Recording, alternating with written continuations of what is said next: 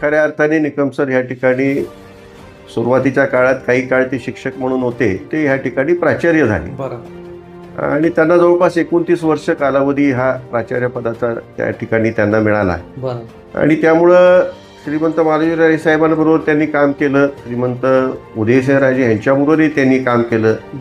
नंतर बराचसा काळ श्रीमंत शिवाजीराजे यांच्याबरोबर त्यांचं खऱ्या अर्थाने काम झालेलं आहे. असा विचार केला की ह्या ठिकाणी प्रशासकीय अधिकारी असण्याची गरज आहे. आणि साहजिकच तो विचार केल्या केल्या निकम सरांखेरीज दुसरा कोणी माझ्या डोळ्यासमोरही आला नाही.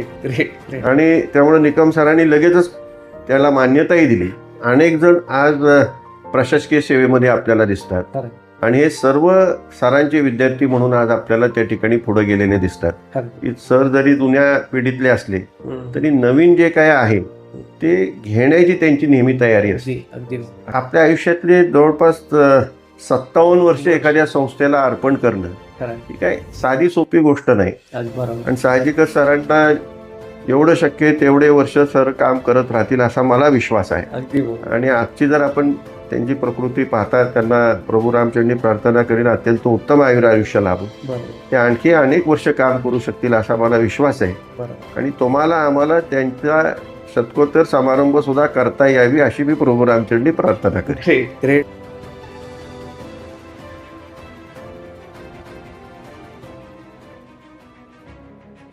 नमस्कार, मी प्राध्यापक अविनाश नरुटे. तुम्हाला सर्वांना माहितीच आहे की आपण आपल्या गुरुद्रोणा सायन्स अकॅडमीच्या डिजिटल प्लॅटफॉर्मवरून नेहमीच चांगल्या बाईट्स आणि चांगले व्लॉग्स तयार करत असतो. जे व्लॉग्स समाजामध्ये काही लोकांना स्पेसिफिकली एज्युकेशन सेक्टरमध्ये DOT असणाऱ्या लोकांसाठी आपण ते व्लॉग्स तयार करत असतो. यावेळी खरं तर आपण जो व्लॉग तयार करतोय किंवा जी मुलाखत आपण घेतोय ती मुलाखत आपल्या सगळ्यांसाठी अतिशय महत्त्वाची आणि प्रेरणादायी अशी मुलाखत असणार आहे. कारण मुलाखत देणारे व्यक्ती आणि ज्यांच्याबद्दल आपण मुलाखत घेणार आहोत ते व्यक्ती, अशा दोन्ही व्यक्ती आपल्या फलटण एज्युकेशन सोसायटीसाठी अतिशय महत्त्वपूर्ण रोल प्ले करतात. अर्थातच आपण बोलतोय आपले फलटण एज्युकेशन सोसायटीचे आदरणीय प्रशासन अधिकारी अरविंद निकम सर यांच्याबद्दल. निकम सरांचा जन्म हा 21 ऑगस्ट 1946 मध्ये झाला होता. आणि त्यानंतर वयाचे 20-21 वर्ष पूर्ण झाल्यानंतर महाविद्यालयीन त्यांचं शिक्षण पूर्ण झालं.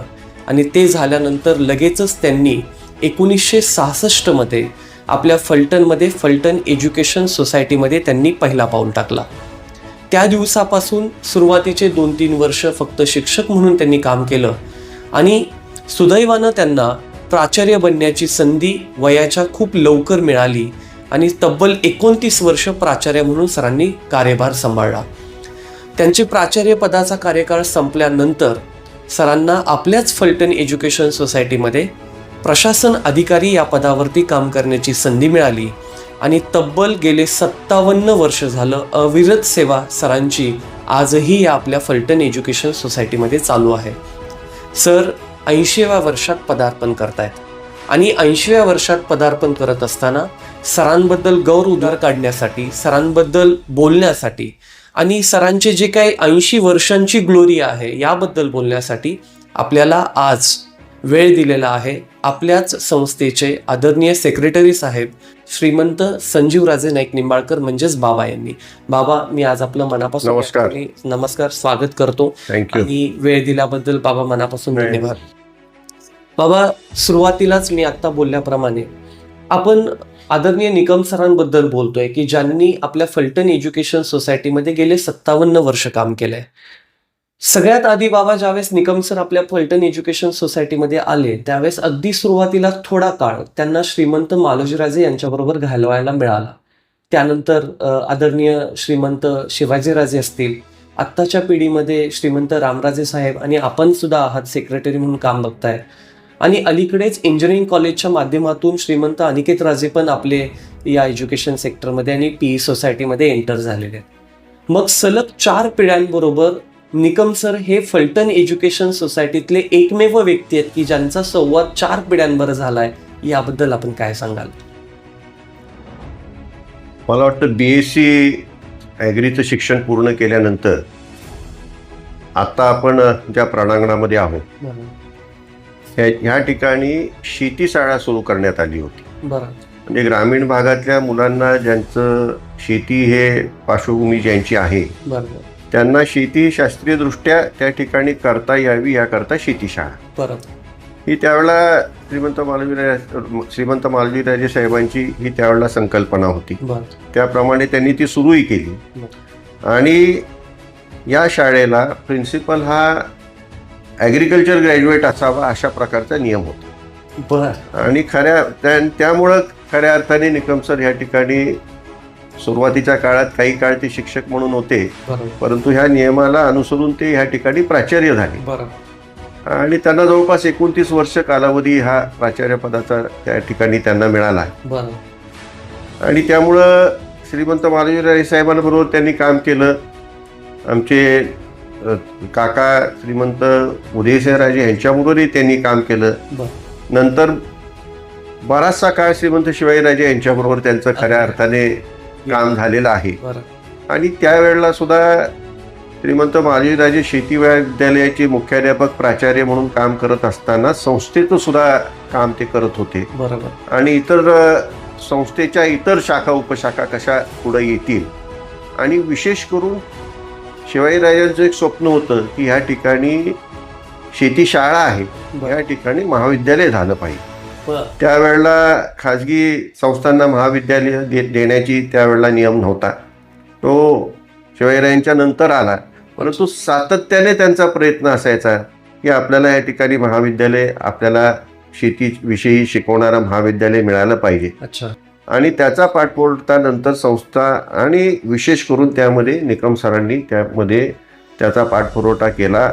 आणि त्यांच्या एक ओळखी असल्यामुळं त्यांचे अनेक जे त्यांचे सहकारी होते ते विविध क्षेत्रामध्ये उच्च महाविद्यालयामध्ये काम करत होते, उच्च पदावर काम करत होते, शासकीय सेवेमध्ये आहे, क्लास 1 अनेक आहेत, कृषी क्षेत्रामधले अनेक अधिकारी होते. आणि या सगळ्याचा उपयोग आपल्याला महाविद्यालय मिळण्यामध्ये झाला. त्यानंतर मी ज्यावेळेला सेक्रेटरी झालो आणि इतर राजकारणाचा भार लक्षात घेता असा विचार केला की ह्या ठिकाणी प्रशासकीय अधिकारी असण्याची गरज आहे. आणि साहजिकच तो विचार केल्या निकम सरांखेरीज दुसरा कोणी माझ्या डोळ्यासमोरही आला नाही. आणि त्यामुळे निकम सरांनी लगेचच त्याला मान्यताही दिली. आणि तुम्ही पाहिलं असेल की या ठिकाणी ह्यातून काहीतरी आपल्याला आर्थिक प्राप्ती करायची हा विचार कधी सरांकडून नसतो, कधीच नाही. बरोबर. ह्याच्यामध्ये फक्त शैक्षणिक क्षेत्रामध्ये काम करायचं आहे. आणि सर्वस्वी त्या ठिकाणी अर्पण करून गेल्या जवळपास 22 वर्षापासून प्रशासकीय अधिकारी म्हणून सर फलटण एज्युकेशन सोसायटीमध्ये काम करत आहेत. आणि एकंदरीत फलटण एज्युकेशन सोसायटीमध्ये त्यांनी त्यांच्या वयाची 53 वर्ष दिलेली आहे. 57 वर्ष दिलेली आहेत. मला वाटतं एवढी 57 वर्ष कुणी एका संस्थेमध्ये एवढं देणारे एकमेव निकम सरच आहेत. दुसरे तर काही माझ्या काही म्हणून तर मी म्हटलं की आपल्या 4 पिढ्यांबरोबर राजे फॅमिली, 4 पिढ्यांबरोबर निकम सरांचा संबंध आलाय. निकम सरांनी काम केल्याने अजूनही करत आहेत. ग्रेट बाबा. खरं तर तुमच्या बोलण्यामधून नक्कीच आपल्या फलटण एज्युकेशन सोसायटीच्या सर्व फॅमिलीला निकम सरांबद्दल नव्यानं काही गोष्टी आज समजणार आहेत. बाबा, सुरुवातीच्या काळामध्ये आदरणीय निकम सरांनी एक शिक्षक म्हणून काम केलं. त्यानंतर एक उत्तम प्राचार्य म्हणून त्यांनी आयुष्यातले त्यांचे 27-28 वर्ष सेवा दिली. त्यांच्याच त्यांच्याच प्राचार्य पदाच्या काळात शाळा नावारूपाला आली. महाराष्ट्रात अग्रगण्य शाळा म्हणून आपली शेतीशाळा ओळखली गेली. आणि त्यानंतर ज्यावेळेस आपण फलटण एज्युकेशन सोसायटीचे सेक्रेटरी बनला आणि सरांना तुम्ही प्रशासन अधिकारी बनण्याची त्या ठिकाणी संधी दिली, सरांना ती जबाबदारी दिली. असे सरांचे एकूण सुरुवातीला एक शिक्षक, त्यानंतर प्राचार्य आणि प्रशासन अधिकारी असे तब्बल 57 वर्षांचा काळ सरांचा पूर्ण झाला आहे. आणि त्यातला अलीकडच्या काळातला मॅक्सिमम काळ सरांनी प्रशासक म्हणून तुमच्याबरोबर घालवला आहे. तर त्या तुमच्या दोघांच्या रिलेशनबद्दल काय सांगाल? शिक्षण क्षेत्राविषयी सरांचा अभ्यास अत्यंत चांगला आहे. बरोबर. आणि कुठलीही गोष्ट करायची म्हटल्यावरती त्याच्या खोलात जाऊन अभ्यास करूनच त्या ठिकाणी मग सर पुढे जात असतात. आणि त्यामुळं प्रशासकीय अधिकारी म्हणून कार्यरत असताना संस्थेची जी काही स्वप्न होती, सुरुवातीच्या काळामध्ये श्रीमंत मालवीरायांच्या काळामध्ये फक्त ह्या ठिकाणी मुलांना शिक्षण मिळालं पाहिजे, आपल्या भागातच मिळालं पाहिजे अशा प्रकारचा विचार होता आणि ते सुद्धा मोफत मिळालं पाहिजे अशा प्रकारचा त्यांचा विचार होता. आणि त्याच माध्यमातून ही संस्था आजही कार्यरत आहे. परंतु काही प्रोफेशनल कोर्सेस चालू करण्याची आवश्यकता संस्थेला त्या ठिकाणी सातत्याने वाटत होती. आणि निकम सर प्रशासक झाल्यापासून आपण सुरुवातीला या ठिकाणी हॉर्टिकल्चर कॉलेज, त्यानंतर ॲग्रिकल्चर कॉलेज, त्यानंतर आपण इंजिनिअरिंग कॉलेजची सुरुवात केली. आणि ज्यावेळेला इंजिनिअरिंग कॉलेजची सुरुवात केली त्यावेळेला असं वाटत होतं की चालेल का नाही, पण आज आपण पाहतो की अत्यंत चांगल्या प्रकारे इंजिनिअरिंग कॉलेज चालू आहे. नर्सिंग कॉलेजची आपण सुरुवात केली, त्यानंतर डी.फार्म ह्या कॉलेजची आपण सुरुवात केली. आपण अत्यंत उत्तमपैकी CBSE हायस्कूल त्या ठिकाणी चालवतो. विविध स्पर्धा परीक्षांना सामोरं जाण्यासाठी त्या ठिकाणी आता तुमच्याबरोबरच आपण द्रोणा अकॅडमीच्या माध्यमातून काम करत आहोत. म्हणजे अशा आपल्या भागातील विद्यार्थ्यांना त्या ठिकाणी पुढं जाण्याच्या दृष्टीने जे जे करता येणं शक्य आहे, जे जे प्रोफेशनल कोर्सेस देता येणं शक्य आहे ते सरांच्या प्रशासक कालामध्ये चालू झालेले आपल्याला त्या ठिकाणी दिसतात. आणि थोडंसं त्याच्यामध्ये त्यांची शिस्त आणि आर्थिक नियोजन अत्यंत महत्त्वाचं असतं. आणि ज्या पदावर आज सर काम करत आहेत, मी सुरुवातीला सांगितलं ते कुठल्या पैशासाठी काम करत नाहीत, ते त्यातून त्यांना आनंद मिळतो, याकरताच ते काम करतात. त्यामुळं आर्थिक शिस्त आणि एकंदरीत संस्थेमध्ये शिस्त हे लावण्यामध्ये सरांचं संस्था पुढे जात असताना फार मोठं योगदान आहे. ग्रेट.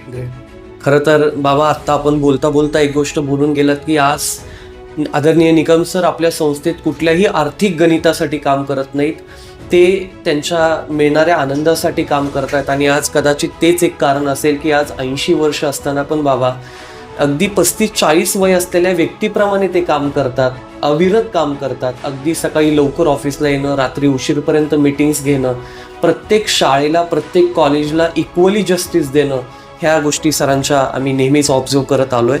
त्यामुळं आपल्या बोलण्यातून नक्कीच या गोष्टी आपल्या सगळ्या प्रेक्षकांना त्या ठिकाणी कळतील. बाबा आदर्श शिक्षक पुरस्कार महाराष्ट्र राज्याचा नागपूर येथे मंत्री अनिल देशमुखांच्या हस्ते निकम सरांना प्राप्त झालेला होता. त्या आदर्श शिक्षक पुरस्कार मिळाल्यानंतर आपल्या शाळेला एक वेगळंच नावलौकिक पण मिळालं, कारण सर अर्थातच त्यावेळेस प्राचार्य होते. तर त्या पुरस्काराचा आपल्या शाळेला, आपल्या या कॅम्पसला कशा पद्धतीनं फायदा झाला?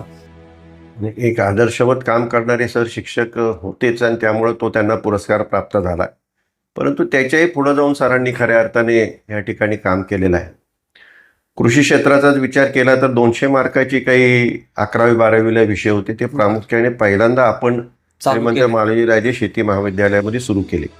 आणि त्यामुळं अनेक बाहेरची मुलं ते विषय घेण्यासाठी ह्या ठिकाणी आले. हे विषय घेऊन ते पुढं जाऊन त्यांना चांगल्या महाविद्यालयांमध्ये, कृषी महाविद्यालयांमध्ये प्रवेश मिळाले. यापैकी अनेक जण आज प्रशासकीय सेवेमध्ये आपल्याला दिसतात. आणि हे सर्व सरांचे विद्यार्थी म्हणून आज आपल्याला त्या ठिकाणी पुढे गेलेले दिसतात. म्हणजे सरांनी या ठिकाणी 200 मार्काचा विषय, हा जो विषय ह्या ठिकाणी सुरुवातीला आणला, त्याचा फार मोठा फायदा ह्या संस्थेला आणि या संस्थेच्या माध्यमातून अनेक ह्या ठिकाणी शिक्षण घेतलेल्या विद्यार्थ्यांना झालेला आहे. अगदी म्हणजे कुठल्याही आदर्श पुरस्कारापेक्षा एक फार मोठा गोष्टी सरांनी अर्थात शासनाचा आदर्श पुरस्कार मिळणं हे अत्यंत त्या ठिकाणी अभिमानाची गोष्ट नक्कीच आहे. परंतु त्याच्याही पुढे जाऊन सरांचं काम नक्कीच आहे. अगदी बरोबर सर. बाबा आता ऍक्च्युली तुम्ही पूर्वीच 2 मिनिटापूर्वी बोलून गेलात की सर ज्यावेळेस प्रशासन अधिकारी बनले त्यावेळेस सरांनी आपल्या या श्रीमंत मालवीराजे शैक्षणिक संकुलामध्ये कॉलेज ऑफ हॉर्टिकल्चरची स्थापना केली, ॲग्रिकल्चरची स्थापना झाली, त्यानंतर आपलं कॉलेज ऑफ इंजिनिअरिंग झालं, फार्मसी कॉलेज आहे, नर्सिंग कॉलेज सरांनी आपल्यास चालू केलं, CBSE स्कूल चालू केलं. आपल्या सातारा जिल्ह्यातल्या फलटण तालुक्यातल्या मुलांसाठी एंट्रन्स एक्झाम गायडन्स सेंटर आपल्या अकॅडमीच्या माध्यमातून चालू केलं, जे CET, JEE, NEET, NDAचं मुलांना मार्गदर्शन आपण या ठिकाणी इथून चालू केलं.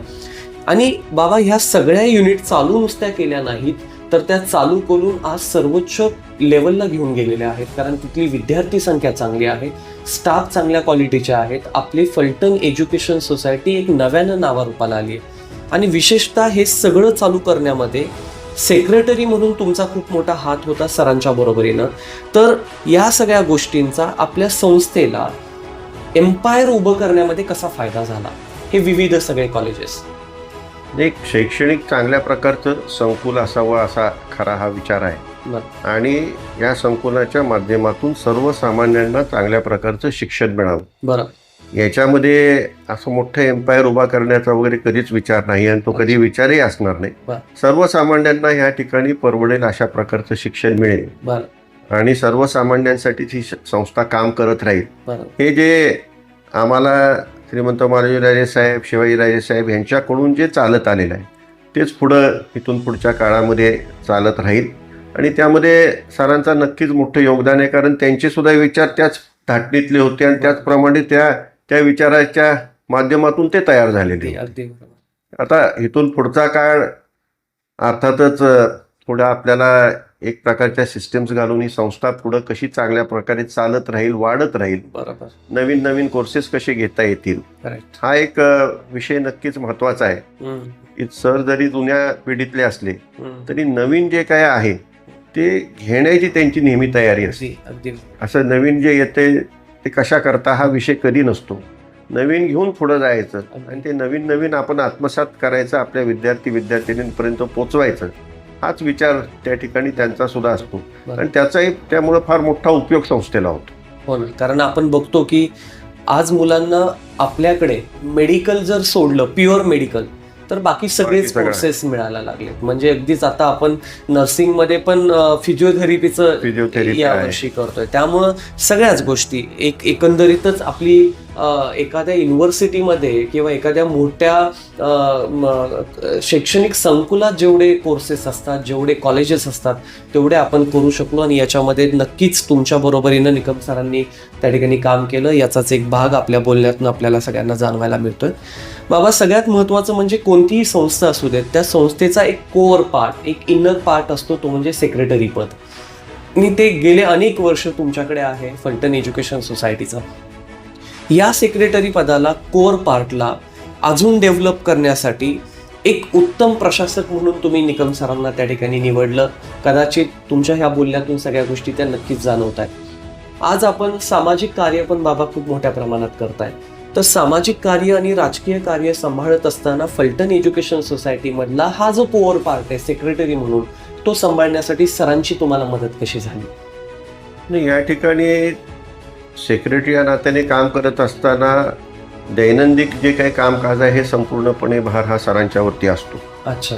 आणि त्यामुळं, आणि मी सुरुवातीला सांगितलं की आर्थिक शिस्त त्यांची असल्यामुळं तिथं मला काही फार बघण्याची कधी गरज वाटत नाही. जिथं सरांची काउंटर सिग्नेचर असेल तिथं डोळे झाकून सही करायला कोणालाच काही वाटत नाही. त्यामुळं हा एक फार मोठं सहकार्य निश्चितच ते प्रशासकीय अधिकारी असल्यामुळं नक्कीच सेक्रेटरी या नात्याने काम करत असताना बराचसा त्यामुळं माझा भार नक्कीच हलका होतो, याविषयी काही शंका नाही. खूप छान बाबा, आपण जे उत्तर दिलं की सरांची काउंटर साईन असल्यानंतर अगदी निर्विवादपणे डोळे झाकून पुढचा व्यक्ती साईन, किंवा तुम्हालाही कदाचित विचार न करता साईन तुम्ही करत असाल, कारण सरांचं कामच इतकं पारदर्शक आहे. आणि आर्थिकदृष्ट्या संस्थेला पुढे नेण्यासाठी जे नियोजन लागतं ते नक्कीच सर व्यवस्थित करतात, त्याचा आपल्याला फायदा झाला. बाबा, अगदी आपण आपल्या मुलाखतीच्या शेवटच्या टप्प्यात आलेलो आहोत. मला फक्त एक गोष्ट तुमच्याकडून आज जाणून घ्यायला आवडेल की ह्या संस्थेचे सेक्रेटरी म्हणून तर ठीक आहे, पण तुम्हाला वैयक्तिक एक तुमच्या जीवनामध्ये सरांबद्दल तुम्ही काय बोलाल, वैयक्तिक जीवनाबद्दल? सरांचा तसा जर आपण विचार केला तर एक खरोखर एका अर्थाने एका शिक्षकाचं आयुष्य कसं असावं, आदर्शवत आयुष्य कसं असावं, आदर्शवत शिक्षक कसा असावा, तर त्याचं उदाहरण तुम्हाला एका शब्दात म्हणजे निकम सर ग्रेट असं आपल्याला देता येईल. तुम्ही जर पाहिलं असेल, कुटुंबातील सुद्धा त्यांचे सर्व अत्यंत चांगले शिक्षक आहेत. त्यांचे नातवंड अत्यंत उत्तम शिक्षक असून त्या ठिकाणी तर इस्रोमध्ये आहे, इस्रोमध्ये त्यांचे एक नातू काम करत आहेत. म्हणजे स्वतःच्या कुटुंबाकडे तेवढंच शैक्षणिक दृष्ट्या लक्ष आणि त्याचबरोबर संस्थेची प्रगती होत राहावी. बरोबर. म्हणजे एवढे आपल्या आयुष्यातले जवळपास 57 वर्ष एखाद्या संस्थेला अर्पण करणं ही काय साधी सोपी गोष्ट नाही. म्हणजे थोडंसं फलटण एज्युकेशन सोसायटी आणि निकम सर हे आता न तुटणारे एक वेगळंच नातं तयार झालंय. अगदी आणि इथून पुढच्या काळात सुद्धा मागही कुणाचं असं झालं नाही, पुढच्या काळात सुद्धा होईल असं मला काय वाटत नाही. अगदी बाबा, खूप मोठं तुमचे शब्द आहेत हे. बाबा, निकम सरांना भावी वाटचालीसाठी फलटण एज्युकेशन सोसायटीच्या तुम्ही काय शुभेच्छा द्याल? आणि सरांच्या शतकपूर्तीबद्दलही आपण बोलावं, कारण शेवटी तुमच्या तोंडून येणारे शब्द हे आपल्या प्रेक्षकांसाठी, आदरणीय निकम सरांसाठी सुद्धा, त्यांच्या फॅमिलीसाठी सुद्धा खूप मोठी एनर्जी देऊन जाणारे असणार आहेत. आता इथून पुढच्या काळात संस्थेचा विचार करताय. संस्था ही थोडंसं प्रोफेशनली चालावी ह्या दृष्टिकोनातून आणि आर्थिक शिस्त राहून चालावी या दृष्टिकोनातून काही सिस्टम्स वगैरे लावण्याच्या दृष्टीने सर आणि आम्ही प्रयत्नशील आहोत. बरोबर. आणि कारण शेवटी कोणीच काही कायमस्वरूपी नाही. बरोबर. मग सर असतील, मी असेल, कोणी असेल, बरोबर. पण ती संस्था वाढत राहिली पाहिजे, चालली पाहिजे, अशा दृष्टीने काही आता उपाययोजना त्या ठिकाणी. आणि नवीन काय काय आपल्याला करता येईल. आता आर्टिफिशियल इंटेलिजन्स सारखे विषय आहेत, त्याचा उपयोग आपल्याला कसा संस्थेमध्ये करता येईल, त्याचा उपयोग आपल्या विद्यार्थ्यांसाठी कसा करता येईल, असा विचार ठेवून आता काम करण्याचा विचार आहे. म्हणण्यापेक्षा त्या पद्धतीने आजचं कामकाज आपलं चालू आहे. आणि त्याच्यामध्ये सरांचं अभ्यासपूर्व आणि इतरही आपले जे शिक्षक असतात त्यांनी सुद्धा त्याच्यामध्ये त्यांचं योगदान आपल्याला असलेलं दिसून येतं. मग ॲग्रिकल्चर कॉलेजचे असतील, प्राचार्य असतील, इंजिनिअरिंग कॉलेजचे, हे सगळ्याचं असं एक अशी कमिटी त्या ठिकाणी तयार करून यांच्या माध्यमातून ही संस्था कशी पुढे नेता येईल असा एक दृष्टिकोन आहे. आणि साहजिकच सरांना जेवढं शक्य आहे तेवढे वर्ष सर काम करत राहतील असा मला विश्वास आहे. आणि आजची जर आपण त्यांची प्रकृती पाहता, त्यांना प्रभू रामचरणी प्रार्थना करीन अत्यंत उत्तम आयुष्य लाभो, ते आणखी अनेक वर्ष काम करू शकतील असा मला विश्वास आहे. आणि तुम्हाला आम्हाला त्यांच्या शतकोत्तर समारंभ सुद्धा करता यावी अशी मी प्रभू रामचरणी प्रार्थना करेन. ग्रेट बाबा, मनापासून शुभेच्छा. तुमच्या ज्या आता तुम्ही बोलल्यात त्या सरांना मिळतील, सरांच्या आयुष्याला मिळतील. आणि नक्कीच एक क्रिस्टल क्लिअर आहे सरांचं आयुष्य, म्हणजे त्याच्यात कुठल्याही प्रकारचा आपल्याला चुकीच्या गोष्टी किंवा कुठल्याही प्रकारे सरांनी इममटेरियल कुठल्या रिलेव्हंटला काम केले असं कधी जाणवलं नाही. त्यामुळे नक्कीच सरांना उदंड आयुष्य लाभणार आहे. आणि शैक्षणिक क्षेत्रामध्ये जे यश सरांच्या हाताला आपल्या फलटण एज्युकेशन सोसायटीला मोठं करण्यासाठी लाभलं ते असंच कायम राहो. एवढ्या शुभेच्छा तुम्ही ज्या दिल्या त्याबद्दल मी मनापासून तुमचा आभारी आहे. आणि थँक्यू सो मच. धन्यवाद. आणि आपल्या या गुरुद्रोणा सायन्स अकॅडमीच्या श्रीमंत मालोजीराजे प्रवेश परीक्षा मार्गदर्शन केंद्राच्या माध्यमातून या डिजिटल प्लॅटफॉर्ममधून सर तुम्हाला बाबांच्या तर्फे सेक्रेटरी म्हणून आणि माझ्यातर्फे खूप खूप शुभेच्छा देतो. आणि तुम्हाला असंच उदंड आयुष्य मिळो आणि तुमच्या मनातल्या सर्व इच्छा आपल्या फलटण एज्युकेशन सोसायटीला घेऊन ज्या आहेत त्या पूर्ण होत एवढ्या शुभेच्छा देतो. आणि या ठिकाणी थांबतो. थँक्यू. धन्यवाद. तुम्ही कुठेतरी सरांच्या विषयी व्यक्त व्हायला संधी दिली याबद्दल तुमची धन्यवाद. थँक्यू बाबा. थँक्यू.